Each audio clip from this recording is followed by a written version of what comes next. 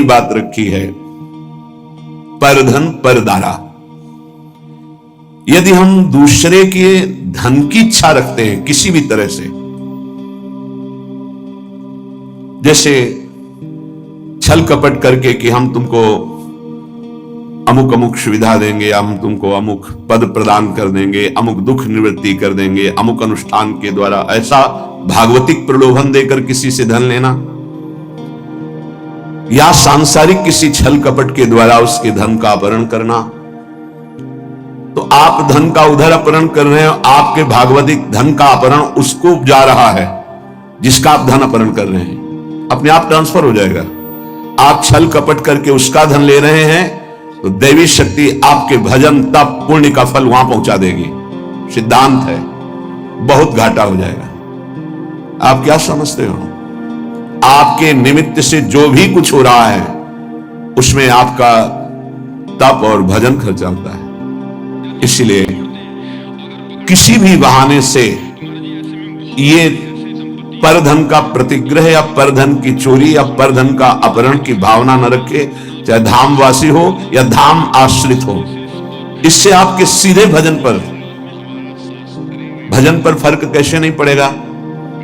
भावना है, प्रिया प्रीतम साथ चल रहे हैं, सखियां सामने संगीत बजा रहे हैं, तो हिसाब किताब प्रिया प्रीतम अपने पीछे उनकी सेवा में वो प्रार्थना कर रहे हैं, स्वीकृति हो रही, मेरी प्रियाजू की इच्छा, इसलिए कहीं कर्ता भाव नहीं, कहीं प्रतिग्रह का भाव नहीं, कहीं स्वीकृति भाव नहीं, कहीं अहम भाव नहीं।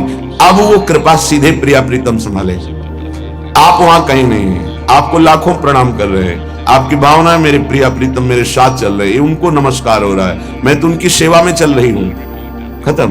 अगर मेरे को प्रणाम तो हिसाब उसका देना होगा। अगर प्रिया प्रीतम को प्रणाम हो, आप सेवा में आप केवल देख रहे हैं, वो हिसाब प्रिया प्रीतम, वो अमोघ आनंद समुद्र है, हर जीव का परम कल्याण एक निमेष मात्र में कर देने की सामर्थ्य हमारे प्रिया प्रीतम में है। निमेष कहते हैं पलक झपकने के समय को। परदार, चाहे गृहस्थ में हो, चाहे विरक्त में हो, चाहे वृंदावन वासी हो या वृंदावन के आश्रित हो, परिस्त्री के प्रति काम भाव से दर्शन करने से सारे सुकृत नष्ट हो जाते हैं। और कहीं उनके अंग प्रत्यंग का अचानक दर्शन हो जाता है तो दोबारा दृष्टि नहीं जानी चाहिए। अगर एक बार आपने देखा दोबारा फिर काम भाव से देख लिया तो आपकी तपस्या आपके सुकृत सब ढक जाएंगे। बाणासुर की जब भुजाओं का भगवान सुदर्शन चक्र से छेदन कर रहे थे, श्रीमद् भागवत में पढ़ लेना, जब देखा उनकी कुल माता आदि देवी ने कि अब किसी भी तरह भगवान का सुदर्शन चक्र छोड़ेगा नहीं बाणासुर को, तो दिगंबर होकर सामने खड़ी हो गई। श्री भगवान ने आंख मूंद ली और सुदर्शन चक्र को शांत कर लिया। इसमें महादेव जी की प्रेरणा थी क्योंकि चाहते थे 4 भुजाएं तो बची रहें, 1000 भुजाओं का छेदन। आगे भगवान का सुदर्शन चक्र रुकता ही नहीं बिना आज्ञा के। भगवान शिव की आंतरिक प्रेरणाओं, उनकी जो कुल देवी थी वो आकर दिगंबर होकर खड़ी हो गई। भगवान ने वहां लिखा है यदि किसी के अंग प्रत्यंगों का दर्शन हो जाए तो सारे सुकृत नष्ट हो जाते हैं, इसलिए पर शब्द लिखा हुआ है। गृहस्थ में भी है तो जो पराई माता बहनें हैं, अगर वृंदावन का आश्रय लियो भगवत मार्ग के पथिक को, तो दृष्टि एक बार जाने में क्षमा है। अचानक आप जा रहे थे, दृष्टि पड़ गई आप नीचे, मानो यमुना के किनारे कोई स्नान कर रही माता बहन, अचानक दृष्टि गई तो आपकी असावधानी थी, आप सावधान हो जाइए। दोबारा यदि काम भाव से भरकर देखा तो देखने मात्र से आपके सुकृत नष्ट हो जाएंगे जो आपको परमार्थ में बढ़ाने वाले हैं। तीसरा, द्वेष। जब हमारे प्रतिकूल कोई आचरण करता है तो हमें द्वेष हो जाता है। ये द्वेष बहुत ही घातक है, प्रायः सबके हृदय में रहता है और वो जलाता रहता है। जरा सी प्रतिकूल बात पर द्वेष हो जाएगा। अगर द्वेष हो गया तो भगवान की भक्ति बढ़ेगी नहीं, क्षीण होती जाएगी, क्योंकि भगवान कह रहे हैं अद्वेष्टा सर्वभूता नाम। किसी भी भूत प्राणी से तुम्हारा दोष भावना, दोष में ही द्वेष होता है। हमारे अनुकूल उसका जो व्यवहार नहीं है तो हमें द्वेष हो जाएगा। नहीं, द्वेष नहीं, भगवत भाव से प्रणाम करो। भगवान उसको प्रेरित करके आपके साथ ऐसा प्रतिकूल व्यवहार करा रहे हैं, हट जाओ, द्वेष मत करो। मात्सर्य, ये बड़ा सूक्ष्म विषय है, मेरे से अधिक ही बढ़ता जा रहा है किसी भी मार्ग में। और हृदय में जलन होना, इसे मात्सर्य कहते हैं। ये प्राय बड़े बड़े साधकों के भी अंदर रहता है। किसी की यश कीर्ति सुन करके जो हृदय में एक जलन होती है उसका नाम मात्सर्य है। मत्सरति, मेरे से आगे जा रहा है। भजन मार्ग में भी ये हो जाता है। इसलिए श्रीपाद ये विश्राम की तरफ वृंदावन महिमामृत जा रहा, सार सार बातें बता रहे हैं। मात्सर्य बहुत कठिन है छोड़ना। यदि भगवत भाव नहीं करोगे तो मात्सर्य नहीं छोड़ पाओगे। अंदर अहम रहता है, तभी मात्सर्य का प्रादुर्भाव। ये बहुत जलाता रहता है, बड़े बड़े अपराध कराता रहता है। मेरे से आगे बढ़ा जा रहा है। किसी की यश कीर्ति सुनकर, किसी की बढ़ोतरी देखकर, किसी भी तरह से किसी को सुख में देखकर हृदय जो जलता है उसे मात्सर्य कहते हैं। लोभ, हर इंद्रिय के भोग का लोभ होता है। लोभ पास जय गल न बंधाया, सो नर तुम समान रघुराया। वो स्वामी तुलसीदास जी के। जिसने लोभ रूपी फांसी में अपने गले को नहीं बनाया वो साक्षात श्री भगवान का स्वरूप हो जाता है। लोभ पास जय गल न बंधाया, सो नर तुम समान रघुराया। चाहे वो स्त्री शरीर में उपासक हो, चाहे पुरुष शरीर में। किसी भी वस्तु का, किसी भी भोग का लोभ नहीं होना चाहिए। किसी भी धन का, स्वर्ण का, पद का लोभ बहुत तरह का होता है। लोभ एक रख लो तो सब लोभ खत्म हो जाएंगे। नाम बढ़ाने का लोभ, नाम जपने का लोभ, कितना नाम अधिक जप लूं इसका लोभ बढ़ा लो तो ये सब लोभों को नष्ट कर देगा।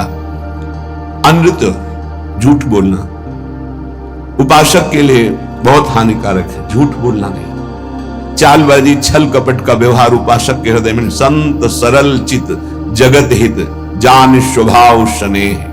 जिनका स्वभाव प्रेममय होता है, चित्त सरल होता है, कोई छल कपट हृदय में नहीं होता, वो संत मार्ग का प्रतीक संत है।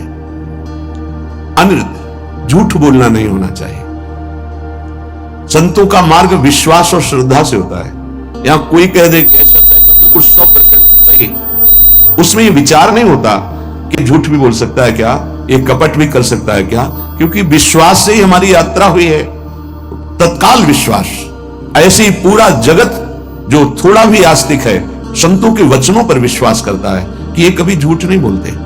साधक देखते ही पता चलता है कि भगवान के जन है, ये झूठ क्यों बोलेंगे, उनकी बात पर तत्काल विश्वास होता है। इसलिए अनृत, कभी झूठ बोलने का आपके हृदय में विचार ही न रह जाए, ऐसा इष्ट देव से प्रार्थना करें कि हमें वो सामर्थ्य प्रदान कीजिए कि मैं कभी झूठ ना बोलूं। किस बात के लिए झूठ बोलूं? एक गलती छुपाने के लिए 1000 गलतियां कर बैठते हैं हम। अगर एक गलती स्वीकार कर ले तो 1000 गलतियों से बच जाएंगे। हम झूठ क्यों बोले? परुख, कड़ुआ वचन, झूठ नहीं बोलना, इसके साथ कठोर वचन नहीं बोलना। कुछ भजन करने वाले उपासक समझ नहीं पाते तो ऐसे सेवक जी बड़ा विनोद करके उनके लिए बोल रहे हैं। एक रिसाने से रूखे से दीखत, पूछत रीति बभूकत धावत। बोले कैसे, मानो गुस्सा है, रिसाने से मानो हृदय शुष्क है, रूखे से दीखत, बात करो तो भभूकत धावत। भभूकत धावत, भूकत शब्द श्वान के लिए है, वो एकदम ऐसे नहीं, ऐसा नहीं। उपासक का व्यवहार बहुत सरल, मृदु और उदासीन, दोनों बातें समझनी। गंभीर शब्दों में, मृदु शब्दों में हल्की मुस्कुराहट लेते हुए बात कह दी, उदासीन हो गया। एक रिसाने से रूखे से दीखत, पूछत रीति बभूकत धावत, ऐसा नहीं होना चाहिए। एक रंग मगे बोलत, ये भी नहीं होना चाहिए कि बहुत सजा करके सामने वाले, नहीं, सीधी बात, सरल चित्त से मंद मुस्कान से उत्तर दिया। आवश्यक हुआ तो, कोई हमारा द्वेष नहीं, कोई हमारा कड़ुआपन नहीं है, और उदासीन हो गए।